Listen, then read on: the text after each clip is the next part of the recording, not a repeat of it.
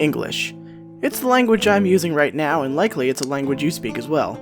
I can say that with some certainty because it's the most widely spoken language on Earth, with between about 400 and 7 million speakers total. Strange then that English doesn't really fit in with the other top 10 most spoken languages in the world. The United States, though English is spoken most in the country, doesn't have it as the national language.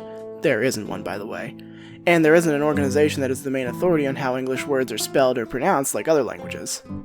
And speaking of spellings, English has by far the strangest words out there, where you can have all these words that have O-U-G-H in them, but each one is pronounced differently. So how did we get here exactly? What's with all these weird spellings? That's what we're going to find out on this episode of Stuff You've Probably Wondered. If we're going to get to the bottom of this question, the first thing that needs done is to see where English came from. You could probably guess that English originated in the British Isles, but that's really only half right. I've mentioned it in my episode on where language comes from, but the oldest language hypothesized is Proto-Indo-European, which split into all manner of subgroups when humans migrated out of a central point in Eastern Europe. One of these was Proto-Celtic, which landed in Britain and Ireland, and was what the most ancient of people spoke, but Proto-Celtic isn't in the same branch as English. In AD 43, the Roman Empire decided to stick its angular pointed nose in the Isles and Latin became a regular thing there, but Latin isn't closely related to English either. The real origin came from an area around modern-day Denmark, where 3 Germanic tribes, the Angles, Saxons, and Jutes, decided to take the Romans' place in Britain after they left in the 5th, 6th, and 7th centuries. This is why the first ever speakers of English were called the Anglo Saxons, because that's where their language came from. They brought their language with them, which was derived from Proto-Germanic, and this is where English truly began. These 3 tribes settled for good in Britain and began conquering the pagan Celts, and grabbed a few words from Latin to borrow while they were at it.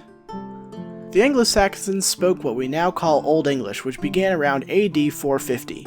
It doesn't look much like modern English, but if you look closely you can see the primordial ooze of English words hidden within. Old English looks and sounds very much like German, with some Latin thrown in, but this, the purest version of the language, was not meant to last, for a historical plot twist came knocking in 1066 in the form of the Normans. Turns out the British Isles were a pretty hot commodity for neighboring countries, and so the Normans of modern-day France stopped by and planted their own flag down. They kicked out the Germanic king and his Germanic language, replaced him with a French king and a decree for only French to be spoken in court. It took 300 years for the Normans to take pity on the Anglo-Saxons and bring English back in, but the deed was done and French, a language descended from Latin, had melded with Old English to become Middle English. Now there were words of Germanic origin, words of Latin origin, and words of French origin, which were of Latin origin. Pretty complex already, but English wasn't yet done becoming a linguistic mutt. Between 1350 and 1600, as more works were being written and people communicated to foreigners more, there occurred the Great Vowel Shift, an event that caused every vowel in English to change from one pronunciation to another. At the tail end of the shift came the English Renaissance and with it, early modern English, or the language of Shakespeare. This period and onward was where we truly get some freaky spellings of words. Here are a few reasons why. During early modern English's reign, the English Empire spread and thus the Industrial Revolution and globalization did too, making way for the creation of new words. The Old English letters thorn and eth, which both represented the th sound, were finally dropped and replaced with the Latin character y. England, in a moment of Stockholm Syndrome-based irony, fell deeply in love with France and decided to throw random e's on the end of words that served no linguistic purpose.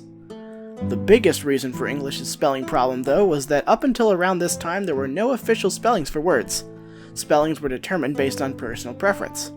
It didn't help that during this time scholars in the elite had a reawakened fondness for Latin, and wanted to mimic it as well, not to mention that changing the spellings of words messed with those of lower classes, who should never be able to read and write. The end of early modern English came with an idea that for some reason no one had yet thought of.